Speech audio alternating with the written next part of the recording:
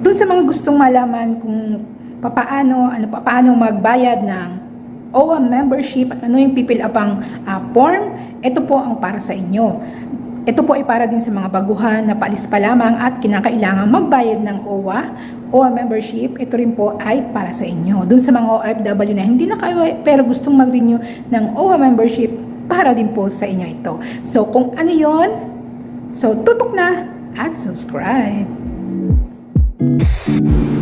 Hi mga ka-Smorks! Ako po si Ate Mars, ang inyong Smorgasbord Pinay. Subscribe na po at pindutin ang all para updated kayo sa lahat ng aking mga videos. Tara, nood na tayo! Po si Ate Mars, ang inyong Smorgasbord Pinay. Ayan, doon po sa mga bago po, ako po ay gumagawa ng mga tutorials patungkol sa mga OFW vlogs at patungkol po dito sa Saudi Arabia bilang OFW at ang aking OFW journey, pati yung aking mga cooking vlogs. So, kung gusto niyo po ng ganitong channel, pwede po kayong pumunta at i-subscribe niyo po ako at like, mag-share, mag-hit ng bell notification for more of my future videos. OFW at naghihintay na lang ng kanilang flight or paalis na, nakabayad na po ba kayo ng OWA membership? Or dun sa mga magre-renew pa, ito po ay para sa inyo. So, panoorin nyo po. Ipapakita ko po sa inyo sa dulo at i-discuss ko ano yung pipil upan nyo na OWA info sheet. Tapos na yung processing nyo, ito na yung last na processing. Isa sa last processing po ito, mandatory. So, yun yung ating protection. Kung halimbawa magka-problema, ito yung babayaran natin. Kung halimbawa katulad ngayon, diba, pandemic, tapos uwi tayo sa Pilipinas, diyan kukunin din yung pondo para sa gagawing repatriation halimbawa or pag-uwi natin, in-hotel tayo, di ba? Whether with PhilHealth o wala, yan. So, another topic lang yan. So, i-discuss ko lang ngayon. Yun nga po pala na ating babayarang OWA membership ay, kung halimbawa nga ay pupunta tayo ng abroad, yan. O kaya kayo ay magre-renew at hindi kayo nakauwi, pwede rin po kayong magbayad nun. O kaya uuwi na kayo, together po yun ang inyong contract at yung mga supporting documents na kailangan sa contract. So, saka na natin i-discuss yung about contract. So, magpo-focus lang muna tayo sa OWA membership form, which is yung OWA info sheet.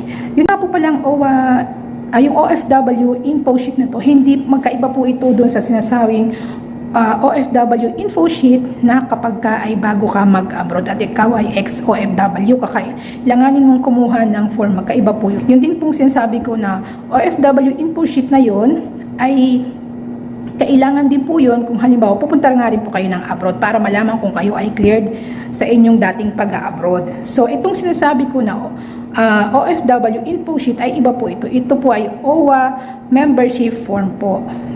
Pero ang nakalagay ay OFW info sheet. So, medyo confusing, di ba? Kasi pareho po sila. Baka medyo maguluhan kayo. Tapos, bukod pa yung OEC form na pinipila pa natin, info sheet din po yun. Papakita ko na lang sa inyo next time kung i-discuss naman natin yung sinasabing balik manggagawa at OEC form. So, magpo-focus lang muna tayo, inulit ko dun sa OWA membership form, which is OFW information sheet. So, nagbayad nga po pala ako noon 2016 nung umuwi ako, and then 2019 nung umuwi ulit ako ng 94 real. Kasi yun yung converted na into Saudi Real money. Convert nyo na lang kung magkano. Parang more than 1,000 pesos po yon sa ating Philippine money. So, nasa inyo po kung gusto nyo magbayad dito sa, halimbawa nasa Middle East kayo, nasa abroad, gusto nyo magbayad para wala nang hassle, di ba? Pwede rin namang sa POEA na kayo dumirekta or sa OWA. Kaso nga lang, ang hirap, di ba, imbis na bakasyon mo, maglalakad ka pa ng papers, di ba? So, ito pong OWA membership nito, 2 years po yan. Kung halimbawa, hindi kayo nakauwi at napaso na, pwede nyo pa yung bayaran. Pwede nyo pong bayaran yan ngayon online. Magpipill up lang po kayo, meron ditong OWA mobile na tabag na application, tapos ipapabayad nyo na lang sa inyong mga kapamilya sa Pilipinas. Tapos pwede nyo rin pong bayaran yan katulad ng ginawa ko, nagbayad po ako sa embassy o kaya sa Philippine consulate. Yun yung dito sa Saudi Arabia, kung Philippine embassy nasa Riyadh, kung Philippine consulate nasa Jeddah, at meron pa pong ibang mga consulate. So ayun na mga ka-small, so pakita ko na sa inyo at i-discuss ko na yung OWA membership form or quote-unquote OFW information sheet. So, ito na po. Ito mga kasmorgs, as promised, yung sinabi ko kanina na OFW information sheet, ito yung fill upan po ninyo kung magbabayad po kayo ng OWA membership. Ito po ay binibigay sa mismong consulate or sa Philippine Consulate or sa Philippine Embassy. Meron din po nito sa mismong OWA sa Pilipinas. Pwede po kayong aling lang sa dalawa, pwede pong dito na sa abroad magbayad o kaya sa Pilipinas na. Ang validity po nito, kung ilan po ang kontrata niya, 2 years, every 2 years nyo po itong babayaran. So, papakita ko na po sa inyo kung ano ang laman. Iisa-isahin po natin. Ayan, nakalagay po dito na this form is not for sale. Ayan. Nakalagay dito Republic of the Philippines, saan po nanggaling Department of Labor and Employment, Overseas Workers Welfare Administration. Tapos yan, fill upan lang po ninyo ng maayos, OFW information sheet. Dito po sa right side ay makikita yung for OWA use only. Hindi po kayong pipirma niyan, sa mismong OWA po yan. Lalagay po niya yung inyong OR number, yung receipt number, yung OR date, saka kung kailan yung validity at verified ng kung sino po yung nag-verify. Okay, dito na po, pipil upon po natin kung kailan po kayo nag-fill up ng araw na yon. Mas maigi po, i-blanko nyo po yan kung halimbawa nasa bahay lang kahit di nyo po naman po isasubmit. Ang tekniko po dyan ay hindi ko pa po nilalagyan ng date. Ang inuuna ko po muna ay ang aking personal information. So, dyan po sa last name, ito po dito po yan nilalagay ha. Tapos, first name, the name extension, kung halimbawa kayo ay may junior, senior, the third, yan, mga ganyan. Tapos, middle name. And dito sa Philippine address, ayan, nakalagay house number kung meron, may lot number, block number kung meron po. Tapos, street at subdivision. Kung kayo nasa subdivision, tapos barangay, municipality, or city, tapos province, and then zip code. Para malaman nyo po ang zip code, check nyo po sa internet. Kung bawa po sa amin, sa Valenzuela ay 1440, halimbawa po. Tapos, contact number, dun po sa, etong alam ko po, contact number po, pwede pong dito, sa abroad, pwede rin pong sa Pilipinas. Ayan, email address, ilagay nyo po yung email na valid ninyo, and yung inyong latest passport number na gagamitin po ninyo sa pagta-travel nung time na yon. Tapos ito po yung birth date, nakalagay po yung day, month, day, year. Tapos sex, female or male, religion, civil status. Ayan, civil status, alam na po ninyo kung kayo ay single, married, separated, widowed, yon. Highest educational attainment, kung ano po inyong natapos, ano po yung kursong natapos ninyo, kung kayo po ay nag-kolehiyo o nag-vocational. Doon sa contract details po, pagka binigyan na po kayo ng amo ninyo ng kontrata, ito nga po palang OFW information sheet ay kasama po ng kontrata.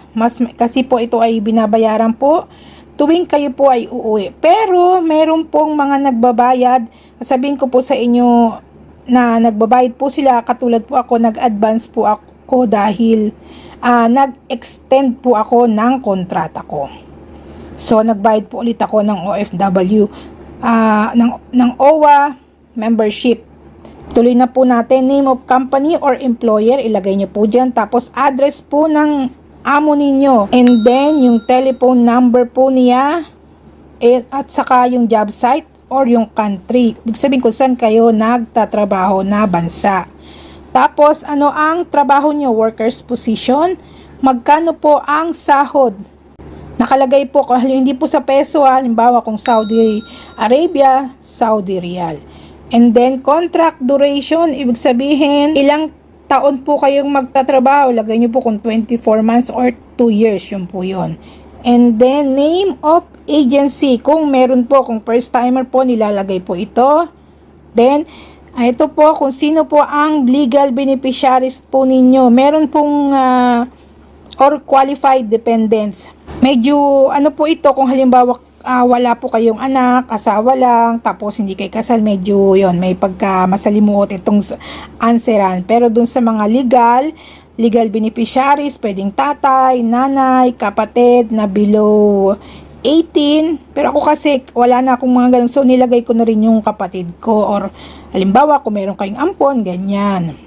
Ayan mga kasmarks, naipakita ko na. Sana ay nabigyan kayo ng information. Medyo mabusisi po kasi ako mag-discuss. Sana po ay hindi kayo magsawa. Detalye for detalye po talaga ang aking dinidiscuss para po ito dun sa mga katulad ko na slow learner din. So, gusto ko po kasing matuto sila ng husto. Doon po sa mga fast learner, baka hindi po para sa inyo ito. Pero sana po ay panoorin ninyo. Kung meron po kayong mga comment doon sa aking pagtututorial, sana po ay sabihin nyo rin dito. I-comment down below po ninyo kung hindi nyo po nagustuhan, kung ano po nagustuhan nyo, para po mas ma-improve po yung ating tutorial. At kung nagustuhan ninyo, mag-like, mag-share, mag-hit ng bell notification, and ring the bell for more of my future videos.